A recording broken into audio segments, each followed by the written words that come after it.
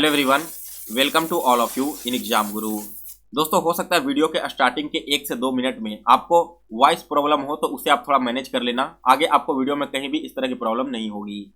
दोस्तों, आज के इस वीडियो में मैं आपको एसएससी सीजीएल में 1 दिसंबर को पूछे गए मैथ्स के सारे रियल एंड ऑथेंटिक क्वेश्चंस का सॉल्यूशन करवाने वाला हूँ।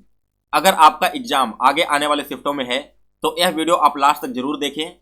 दोस्तों, मैं आपको 99% गारंटी के साथ बोल सकता हूं कि यही सारे कॉन्सेप्ट आपको आगे के भी शिफ्टों में देखने को मिलेगा, क्योंकि एसएससी के जो भी एग्जाम्स होते हैं ना, जो पहले के 1 से 2 दिनों में क्वेश्चन पूछे जाते हैं, उन्हीं क्वेश्चन पैटर्न पर बेस्ड आपको पूरे शिफ्ट में देखने को मिलेगा। इसके अलावा दोस्तों, आज के मॉर्निंग शिफ्ट का 25 जीके का क्वेश्चन का सोल्यूशन भी मैंने अपने चैनल पर अपलोड कर रखा है। तो अगर आपने अभी तक उस वीडियो को नहीं देखा, आप चैनल के प्लेलिस्ट में जाना, वहां पर आपको सारे वीडियोज मिल जाएंगे। और वीडियो स्टार्ट करने से पहले दोस्तों, अगर आप डेली इसी तरह की एसएससी सीजीएल का एनालिसिस वीडियो देखना चाहते हैं तो इस चैनल को सब्सक्राइब कर लें और इसके बेल नोटिफिकेशन को भी ऑन कर लें, ताकि जब भी मैं कोई नई वीडियो अपलोड करूं तो उसका नोटिफिकेशन सबसे पहले आप सभी तक पहुंच जाए। चलिए दोस्तों, अब आज का लेक्चर स्टार्ट करते हैं और देखते हैं सबसे पहला क्वेश्चन जो एसएससी सीजीएल में पूछा गया था। तो पहला क्वेश्चन यहाँ पर पूछा गया था दोस्तों, आपके एक एडवांस मैथ्स का और सर्कल से रिलेटेड। क्वेश्चन में क्या कहा गया था कि 2 सर्कल हैं, ठीक है। मैं आपको क्वेश्चन का वर्ड समझा देता हूं और फिर डायग्राम बनाकर आपको कंप्लीट एनालिसिस दूंगा। 2 सर्कल हैं, दोनों सर्कल एक दूसरे को एक पॉइंट पर टच करते हैं, उस पॉइंट का नाम है टी। इसके अलावा दोस्तों, इन दोनों ही सर्कल का एक कॉमन टेंजेंट है, ठीक है, जो कि दोनों सर्कल पर पी और क्यू पॉइंट पर टच होती है। इसके अलावा दोस्तों, यहाँ पर आपकी एक एंगल बन रही है टी पी क्यू, जो कि 40 डिग्री का है। तो आपको बताना था कि आपका जो एंगल है पी क्यू टी, इसका वैल्यू क्या होगा। तो सबसे पहले मैं आपको इसका डायग्राम दिखाता हूं कैसे ड्रॉ होगा। ये देखो, ये आपका पहला सर्कल हो गया, ठीक है। इसके बाद यहां से आपका दूसरा सर्कल हो गया, और ये जो दूसरा सर्कल है ना, वो यहां पर पॉइंट पी को टच करता है। ये जो यहां पर पॉइंट है, इसको टच कर रहा है, इसे पी नाम दे दिया गया। इसके बाद दोस्तों, एक कॉमन टेंजेंट यहां से ड्रॉ होता है, जो कि इन दोनों ही सर्कल को टच करता है, एक यहां पर और एक यहां पर। इसका नाम क्या है? तो पहले पॉइंट का पी और दूसरे पॉइंट का क्यू नाम है। यहाँ पर दोस्तों, ये जो P है ना, इसे आप T कर लो, ठीक है। यहाँ पर जो कॉमन टच पॉइंट है उसे T दिया गया था आपसे। और क्वेश्चन में क्या दे दिया गया है? Angle TPQ। एंगल TPQ कौन सा होगा? अगर हम इस प्रकार से ड्रॉ कर दें इसे ट्रायंगल के फॉर्म में, तो हमारा जो ए वाला एंगल है, ये दे दिया गया 40 डिग्री, और आपसे कहा गया PQ2 निकालने के लिए, यानी कि दोस्तों हमें ये वाला एंगल फाइंड करना है। तो देखिए इस क्वेश्चन को कैसे सॉल्व करते हैं। जब भी दोस्तों इस तरह के 2 सर्कल आपस में एक्सटर्नली टच कर रहे हों और एक कॉमन टेंजेंट यहां से ड्रॉ किया गया हो, तो दोस्तों यहां पर से जो आपकी ये आपके इंटरसेक्शन यहां पर ड्रॉ की गई है ना, 90 डिग्री का कोण बनाती है। इसे आप सभी लोग याद रखना। अब आपका क्वेश्चन बिल्कुल इजी हो गया। एक यहां पर कंप्लीट ट्रायंगल है, जिसमें से यहां पर तो आपको पता है ऑलरेडी कि 90 डिग्री का कोण है, प्लस एक एंगल हमें ऑलरेडी दिया गया है 40 डिग्री का। तो एक ट्रायंगल में टोटल 180 डिग्री होते हैं, जिसमें से 130 डिग्री तो आपके दोनों एंगल मिलकर हो गए। तो जो तीसरा एंगल यहाँ पर हमारा बच रहा है, वो कितने डिग्री का हो जाएगा? 50 डिग्री का। दैट मीन्स कि आपका जो PQ2 का वैल्यू पूछा गया था, वो आपका 50 डिग्री होना चाहिए। तो अगर आपने दोस्तों आज के पेपर में इस क्वेश्चन का करेक्ट आंसर 50 करके आया है, तब बिल्कुल सही है। सो गाइज, आशा करता हूं कि आपने पहले क्वेश्चन को बिल्कुल अच्छे से समझ लिया होगा। अब हम आगे बढ़ते हैं अपने सेकंड क्वेश्चन की ओर। सेकंड क्वेश्चन देखिए, यहाँ पर एक टाइम एंड वर्क का बहुत ही इजी लेवल का क्वेश्चन पूछा गया है। क्वेश्चन में क्या पूछा गया था कि 2 व्यक्ति हैं, एक व्यक्ति का नाम है P और दूसरे व्यक्ति का नाम है Q। P किसी काम को 12 दिनों में कंप्लीट कर लेता है और Q उसी काम को 18 दिनों में कंप्लीट कर लेता है। अब क्वेश्चन में कंडीशन ये दे दिया गया था कि P और Q दोनों मिलकर जब काम करना स्टार्ट करते हैं, तो सबसे पहले P काम करता है कितने दिन? P सबसे पहले 4 दिन काम करता है। उसके बाद P वहां से काम छोड़कर चला जाता है। तो अब जो काम बचा हुआ है, उसे काम को पूरा करने के लिए Q को लगाया गया। तो उस बचे हुए काम को Q कितने दिनों में कंप्लीट करेगा? बहुत ही इजी लेवल का क्वेश्चन था। P और Q दोनों का आप एलसीएम निकाल लो। 12 और 18 का एलसीएम आपका 36 हो जाएगा, यानी कि दोस्तों टोटल 36 यूनिट काम हमें करना है। यहां पर हमें पता चल गया। अब P इस 36 यूनिट काम को 12 दिनों में कर रहा है, यानी कि प्रत्येक दिन वो 3 यूनिट काम करता होगा। और जो Q है वो इसी 36 यूनिट काम को 18 दिनों में कर रहा है, यानी कि प्रत्येक दिन ये 2 यूनिट काम कंप्लीट करता होगा। क्वेश्चन में कंडीशन दे दिया गया कि P पहले 4 दिन वर्क करता है। तो P का एक दिन का काम है 3 यूनिट, 4 दिन काम किया, यानी कि 12 यूनिट काम उसने कंप्लीट कर लिया। तो 36 में से अगर आप 12 माइनस करोगे तो आपको मिलेगा 24 यूनिट। दैट मीन्स कि दोस्तों आपको अब जो आपका काम बचा हुआ रह गया है, वो है आपका 24 यूनिट का। क्वेश्चन में क्या कहा गया कि जो काम बचा हुआ रह गया उसे पूरा करने के लिए क्यू को लगाया गया और क्यू एक दिन में 2 यूनिट काम कर रहा है, तो 24 यूनिट काम को की कितने दिनों में कर लेगा, तो क्यू इस बचे हुए काम को 12 दिनों में कंप्लीट कर लेगा। तो इस क्वेश्चन का करेक्ट आंसर है दोस्तों 12 डेज।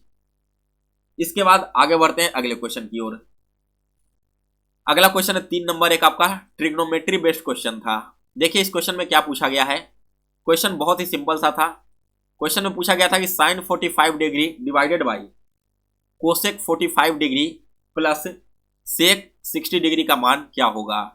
तो साइन 45 डिग्री का मान क्या होता है आप सभी को पता होगा, 1/√2। इसके बाद कोसेक 45 डिग्री का मान क्या होता है, यह आपका होता है √2 और सेक 60 डिग्री का मान होता है 2। अब इसे सॉल्व करेंगे तो देखिए ये आपका एक क्वांटिटी ये हो गया, ये आपका एक क्वांटिटी बी हो गया। दोनों को सिंप्लीफिकेशन फॉर्म में करोगे तो 1/√2 प्लस 2 है ना, तो हम इसे ए यहाँ पर बना देंगे, इसे बी बना देंगे, तो ये आपका क्या हो जाएगा √2 + 2/√2। चाहो तो आप इसे रेशनलाइज करके भी और सिंपलेस्ट फॉर्म में लिख सकते हो, अदरवाइज अगर आपका ऑप्शन में दिया हुआ होगा तो यही इसका करेक्ट आंसर है। इसके बाद अगला क्वेश्चन यहाँ पर 4 नंबर, सिंप्लीफिकेशन का क्वेश्चन था, लेकिन क्वेश्चन का लेवल ऐसा था ना कि बहुत ज्यादा टाइम इसमें लग जाता आपको सॉल्व करने में, क्योंकि क्वेश्चन का जो लेवल है वो लेंदी कर दिया गया था। क्वेश्चन में क्या दिया गया था वो देखिए, लेकिन उससे पहले दोस्तों एक और मैं यहाँ पर आपको क्वेश्चन करवा देता हूँ अलजेब्रा का। देखिए क्वेश्चन में क्या कहा गया था कि x² - 6x + 1 = अगर 6 है तो आपको बताना है कि x का पावर 6 प्लस x का पावर 4 प्लस x का पावर 2 + 1 डिवाइडेड बाई 4x³ का मान क्या होगा। तो दोस्तों यहाँ पर आपको सबसे पहले तो इस इक्वेशन को यूज करके x का फैक्टर निकालना होता और फिर उस x के वैल्यू को यहाँ पर रखकर आप इसका वैल्यू निकाल सकते थे। इसका अगर आप फैक्टर निकालोगे तो क्या आएगा, यहाँ से x का जो पॉजिटिव फैक्टर निकल कर आएगा वो आपका 5 आएगा और निगेटिव फैक्टर -1 आएगा। तो पॉजिटिव फैक्टर को लेकर हम यहाँ पर सॉल्व करते हैं। 5 का पावर 6 प्लस 5 का पावर 4 प्लस 5 का पावर 2 + 1 डिवाइडेड बाई 4 × 5 का पावर 3। 5 का पावर अगर आप 6 निकालोगे तो यह आपका आएगा 15,625 प्लस 5 का पावर 4 निकालोगे तो यह आएगा 625 और 5 का पावर 2 + 1 यानी कि 3 निकालोगे तो आपका आएगा 125 डिवाइडेड बाई 5 का पावर 3 निकालोगे तो 125 × 4 ये कितना हो जाएगा, यहाँ पर गुना करोगे तो आपका हो जाएगा 500। अब ऐड कर दो 15,625, 625 और 125 को, तो ऐड करने पर आपको मिलेगा 16,375 डिवाइडेड बाई 500। इसे सिंपल फॉर्म में करोगे तो सिंपल फॉर्म में इसका आंसर आ जाएगा 32.75। तो दोस्तों अगर आपका वैल्यू एग्जैक्ट यही दिया हुआ होगा तो सॉल्व करने के बाद आपका करेक्ट आंसर ए आना चाहिए। आगे बढ़ते हैं अब अगले क्वेश्चन की ओर। तो नेक्स्ट है आपका एक ट्रिग्नोमेट्री का क्वेश्चन, और यह क्वेश्चन दोस्तों आपको मैंने जब मॉर्निंग में एनालिसिस करवा रहा था तो उस समय भी सॉल्व करवाया था। क्वेश्चन क्या है समझिए।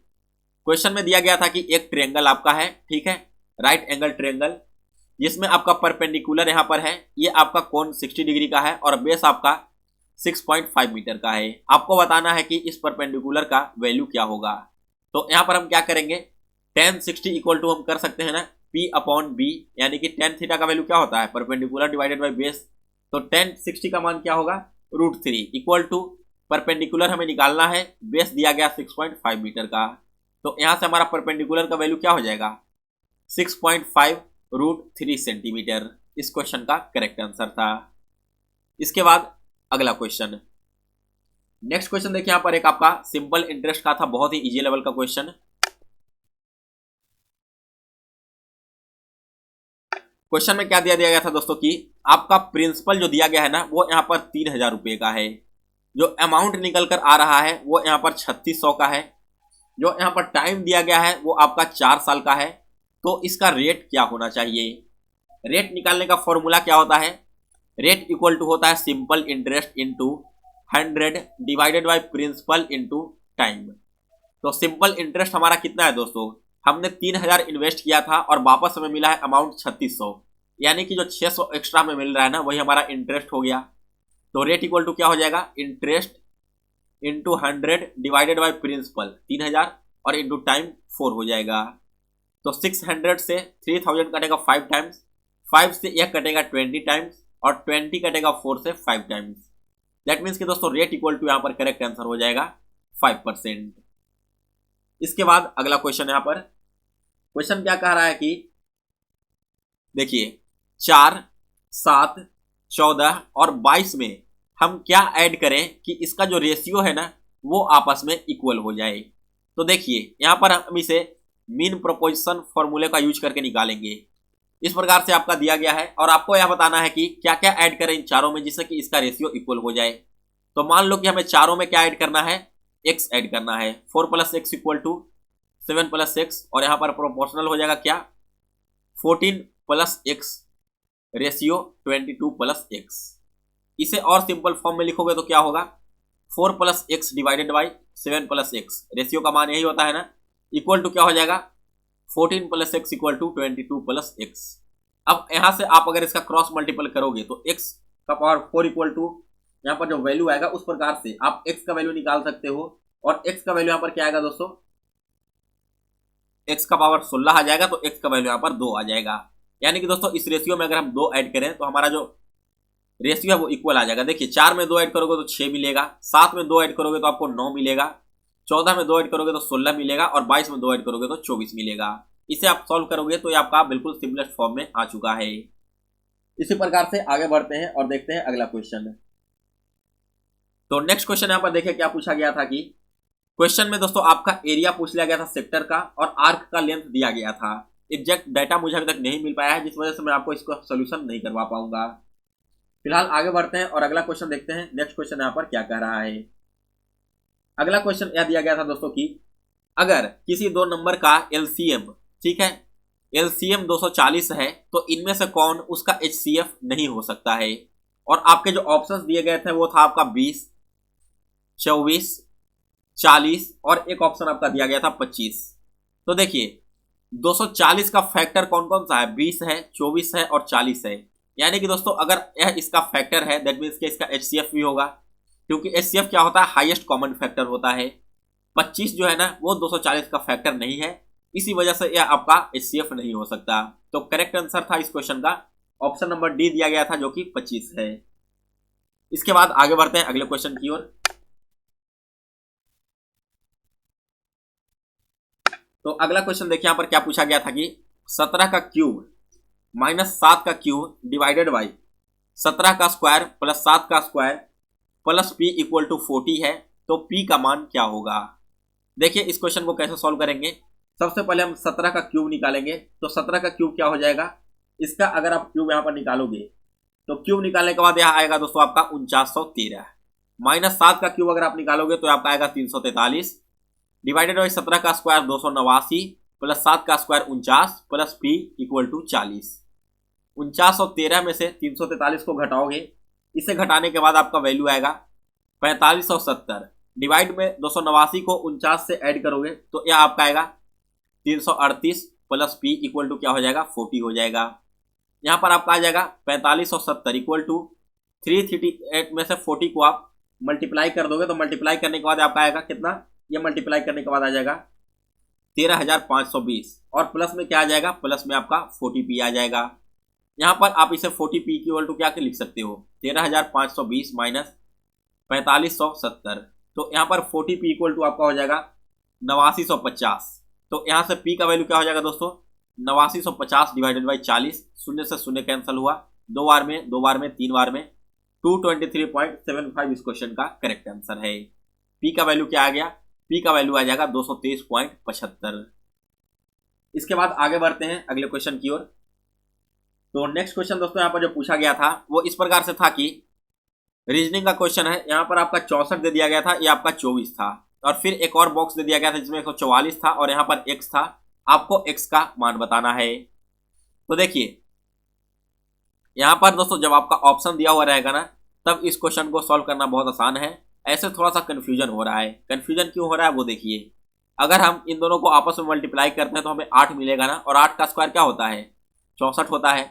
यानी कि अगर हम 144 करना चाहें तो एक 12 का स्क्वायर हमें निकालना होगा, और 12 का स्क्वायर निकालने के लिए आपको ऐसा नंबर फाइंड करना होगा जिसका मल्टीप्लिकेशन 12 आ जाए। तो या तो वहाँ पर 34 होगा या फिर 43 होगा, 62 होगा, 26 होगा, 12 होगा या फिर 21 होगा।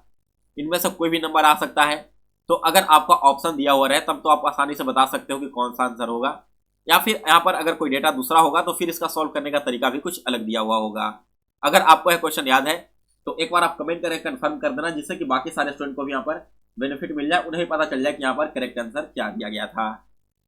इसके अलावा दोस्तों एक और क्वेश्चन पूछा गया था शायद इस प्रकार से कि 59 का पावर 65 माइनस 1 किस नंबर से डिविजिबल होगी। तो यहाँ पर भी दोस्तों अगर आपके ऑप्शन दिए रहते तब इस क्वेश्चन का करेक्ट आंसर बताना बहुत ही आसान था। ऑप्शन के थ्रू आपका कौन सा नंबर इससे डिवाइड हो रहा है।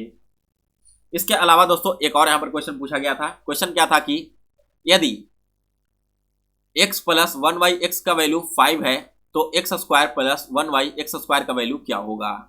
देखिए इस क्वेश्चन को कैसे सॉल्व करते हैं। x प्लस, यहाँ पर लिख देता हूं मैं फिर से, x प्लस 1y(x) का वैल्यू क्या है 5 है। तो अगर हम इसका स्क्वायर कर देंगे तो इधर भी हमें स्क्वायर करना पड़ेगा ना। अब इसका स्क्वायर क्या हो जाएगा, यहाँ पर देखिए आप इस चीज को समझिए। a प्लस b का होल स्क्वायर क्या होता है, a square plus b square plus 2 into A B. यहाँ पर हमारा x प्लस 1y(x) है तो हम a इक्वल टू एक्स मान सकते हैं ना, और b इक्वल टू 1y(x). तो अब अगर इसका निकालेंगे तो क्या हो जाएगा, x square plus 1y(x) square plus 2 into X into 1y(x) equal to क्या हो जाएगा 25 हो जाएगा। यहाँ पर देखिए x square plus 1y(x) square हो जाएगा, यहाँ पर x से x कैंसिल हो गया तो प्लस 2 इक्वल टू क्या हो जाएगा 25 हो जाएगा। तो यहाँ से x square plus 1y(x) square equal to क्या हो जाएगा 25। 2 यहाँ से प्लस है तो माइनस आ जाएगा 2 इधर, तो यहाँ पर 23 हो जाएगा। और यही आपसे पूछा गया था ना, तो x square plus 1y(x) square का वैल्यू यहाँ से 23 निकल कर चला आएगा। यही इस क्वेश्चन का करेक्ट आंसर है।